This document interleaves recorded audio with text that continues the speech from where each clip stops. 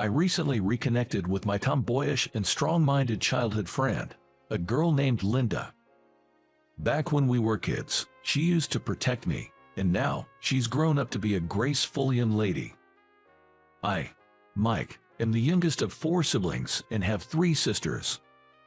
All 3 of them have always adored me and showered me with affection. Naturally, I enjoyed playing dolls with my sisters, so I came to like those activities. My favorite pattern was floral, and my favorite color was pink. You could say I was into what most people would consider girly stuff. The complete opposite of me was Linda. Linda's mom and my mom were high school buddies, so we've been hanging out together since we were babies. Back then, Linda had tan skin and a boyish short haircut. Her favorite activities were soccer and playing with toy trains. She always wore pants because she found skirts too restricting, and her favorite color was blue. When I was a kid, I was really shy and had a tough time talking to new people. I remember always hiding behind my sisters and Linda. Linda was a sociable and fearless child. She would always initiate conversations with new people without hesitation. Young me thought she was cool and saw her as my role model. And it wasn't just that. Linda was always bright and full of energy. Her presence made everyone around her smile. She was like a sunflower, adorable and able to cheer everyone up. Once I started elementary school, I became even more aware of how different I was from the other boys. I was once invited to play soccer with some male friends, but I rejected their offer. Well, it was because I was terrible at soccer and had plans to play dress-up with some girls later. And that's when the boys started mocking me. Dudes don't play those kinds of games, you know. It's creepy that a guy like you is into girl stuff. You're such a weirdo. I got teased a lot. Back then, I was too timid to talk back, so I just held back tears and did my best not to cry. That's when Linda stepped in and defended me from those bullies. Why can't a boy play girly games? What's wrong with that? Y'all are the ones acting weird by ganging up on someone and bullying them, she said. The boys looked like they were about to say something else, but Linda cut them off. I'll tell the teacher if you keep picking on Mike. They ran off immediately. Snitching to the teacher has always been a power move. I was sniffly and teary-eyed when I thanked Linda. Linda, thank you. I'm sorry for being such a coward and not standing up for myself. Linda took a handkerchief from her pocket and started wiping my eyes. Don't cry anymore, Mike. You're not weak, you're kind. Don't worry, I'll always protect you. I'll never forget Linda's smile when she said that. As she promised, Linda always stayed by my side and protected me from bullies. I kept thinking how great it would be if I could always be with Linda, who was cool, cute, and kind. But reality struck in the 2nd grade of elementary school. Linda was moving away. It was hard for me to accept that truth. On the day Linda moved, my mom and I went to send her off.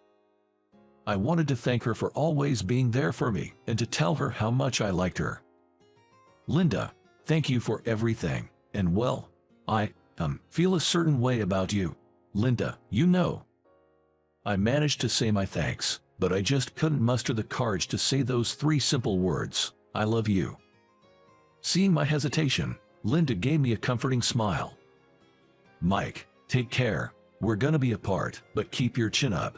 Hopefully, we can meet again someday. Goodbye. Linda's final goodbye was trembling. Hearing that, my own goodbye came out even shakier than hers, I think. More than a decade has passed since then, and now I'm in my 2nd year of university. I've grown taller, and my voice has deepened. I think I look more masculine compared to my childhood. But inside, not much has changed. I still enjoy cooking and sewing, and I like floral and cute dot patterns. I prefer sweets over meat.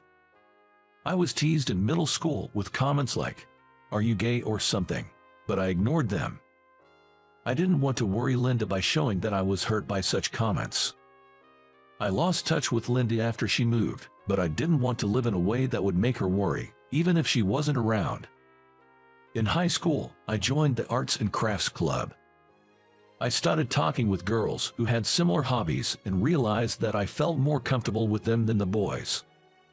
College was pretty much the same story. The good thing about high school and college is that you can choose your school and friends, unlike mandatory education. I found it easier to breathe when I met more people who accepted me for who I am. I'd love for Linda to see who I've become. But I had no idea where she was, and I thought we'd probably never meet again. Or so I thought. But then, at the first social event for my college seminar, I ran into her again. Linda, my first love, and someone I had always admired. At first, a girl wearing a mask came up to me at the party, saying, "You're Mike, right? Do you recognize me?" I had no clue who she was. Sorry. I'm usually good at remembering faces, and even through her mask, I could tell she was pretty. Her glossy hair was about bob length, and her large eyes cast shadows on her eyelashes. Her voice sounded familiar, but I just couldn't place it. I felt like I should remember someone as attractive as her, but I honestly didn't, and I told her so. She chuckled at my reply. "Wow, you're so cold-hearted."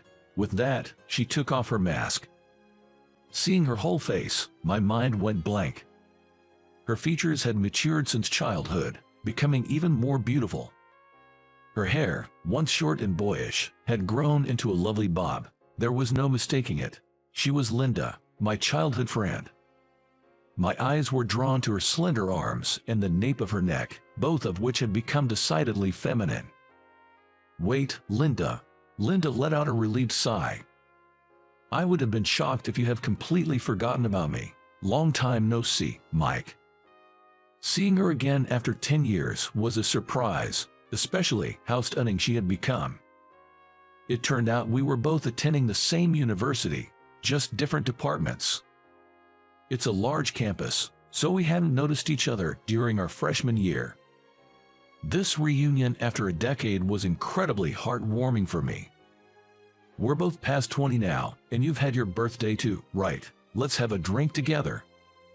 Invited by Linda, I got carried away and started drinking fast, even though I'm not used to alcohol. Before I knew it, I felt sick and was stuck to the bathroom. Ow, I feel terrible. Geez, if you can't handle alcohol, you should have said so. You okay? Linda's concerned voice came from outside the bathroom. Sorry. I was so happy to see you again. I might have got carried away. I was honest, perhaps because I was drunk, and Linda's voice sounded delighted in response. Haha, thanks. I can resist alcohol so I can't get drunk, but I got carried away too. I was really happy and excited. Until then, I'd felt awful, but something about Linda's words made that feeling vanish. After that, Linda and I took a taxi home together. Her place wasn't too far from mine. Before getting out of the taxi, we also exchanged contact information.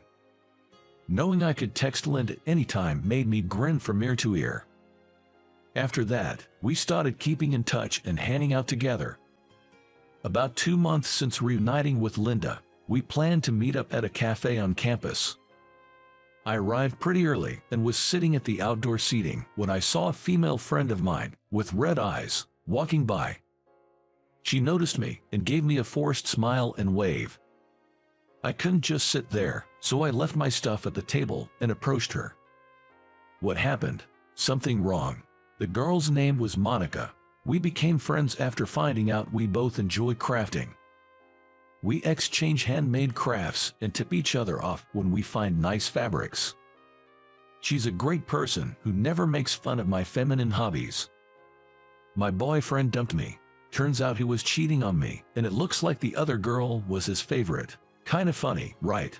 I couldn't help but remember when, 6 months ago, Monica had told me with a big smile, I got a boyfriend.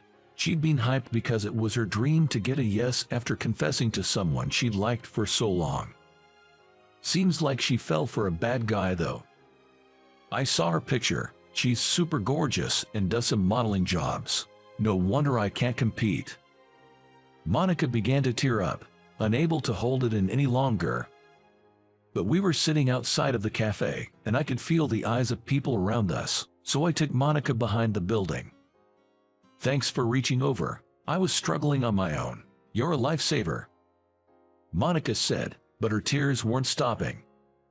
I was deeply concerned for her, seeing how she was putting on a brave face. Are you sure you're okay? Can you make it home? I can make it home, but could you lend me a shoulder? Cheer me up a bit, but don't get me wrong, I mean as friends, okay? I laughed at Monica's hurried clarification about not meaning anything romantic. In my friend circle, there's never been a romantic action with any of the girls. According to them, I'm apparently like a mom to everyone. I get it. With that, I hugged Monica's shoulders and patted her back, thinking that a full-on hug might be too much for her. Monica, you're an incredibly attractive girl. Don't need to lose confidence over some model. After a good cry, Monica returned home with a smile. Good, I was able to get rid of that guy.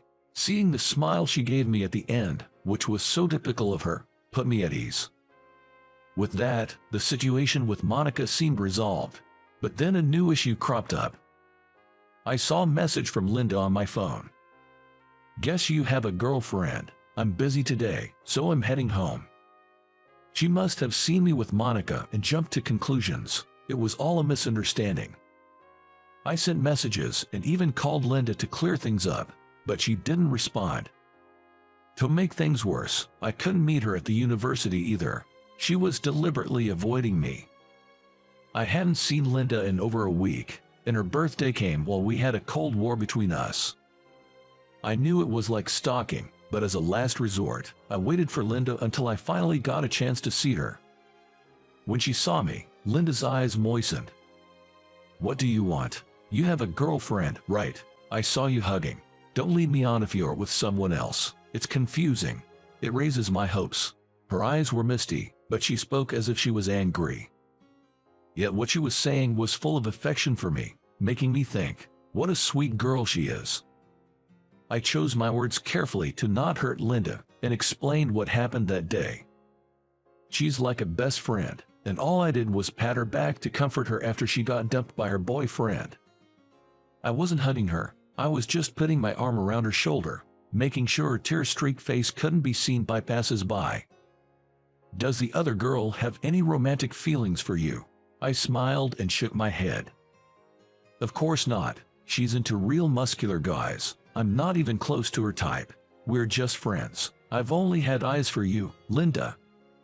Upon hearing my last sentence, Linda visibly twitched. Seeing Linda get jealous over a girl standing in front of me made me want to protect her even more.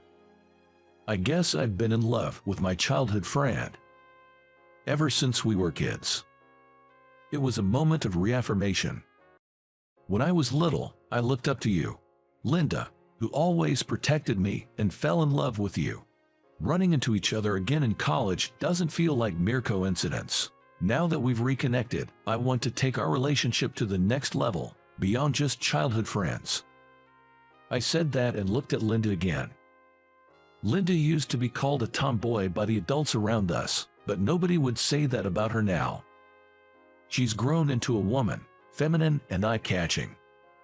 However, Linda didn't seem to think good about her own transformation. You liked the old me better, didn't you? I've changed a lot, you know. Linda mistakenly thought that I was into tomboyish girls. I was hesitant to say it, but sorry, I can't help it. I have to tell you, I love you. The old Linda and the new Linda, both are adorable. I love them both. Linda's face turned red at my confession. Wait, since when did you start saying embarrassing stuff like that? I've grown up, too. Besides, I've got a girl I like right in front of me after 10 long years. I don't want any misunderstandings due to a lack of words. Linda shyly but clearly said, I like you, too. This confirmed that we held the same feelings, but I regretted giving Linda the wrong impression with my actions. From now on, Linda, I'll be more mindful of my distance with friends. Also, can I introduce you to them? I have a lot of female friends, and I don't want to make you worry unnecessarily. I thought it might set your mind at ease if you knew who they were. What do you think? Thank you for considering my feelings. I'd be happy to get to know your friends.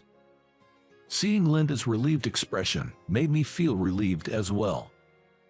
Linda, just like you said you'd protect me when we were kids, I promise to protect you now. Please, will you be my girlfriend? Linda gave me her bright smile, like my favorite sunflower. Jess, thank you. This is the happiest birthday of my life. I was truly relieved to clear up any misunderstandings on Linda's birthday. From that day, our relationship continued even as we became working adults, and we got married when we were 26. Now 30, we're blessed with 2 kids and are in the process of building our dream home. Yesterday, after putting the kids to bed, Linda and I were enjoying a cup of coffee together in the living room. That's when Linda asked me, "Your first love was the tomboyish me, but you started dating me after I became more feminine. Honestly, which version of me do you like the most?" Without even thinking, I answered, "I love you the way you are now. My love for you is probably gonna keep growing as we get older."